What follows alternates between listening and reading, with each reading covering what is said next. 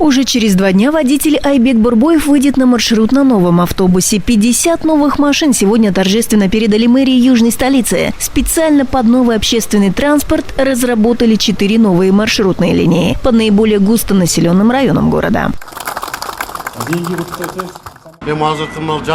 Автобус очень экономичный, ест всего 18 литров топлива на 100 километров, рассчитан на 38 пассажиров. Внутри уже есть аппараты для безналичной оплаты. Достаточно просто приложить карту. Все легко и удобно.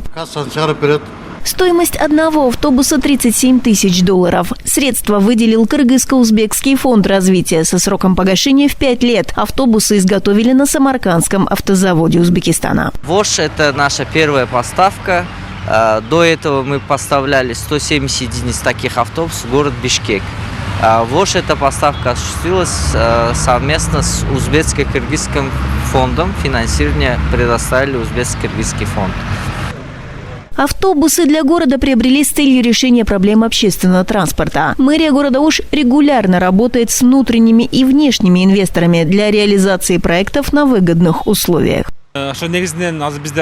Некоторые маршрутки не ходят, и были случаи опоздания учеников в школу или прекращают ходить рано, вечером, не дожидаясь назначенного времени. Поэтому мы решили увеличить количество муниципальных автобусов. Если все пойдет хорошо, в следующем году мы получим еще 50 машин.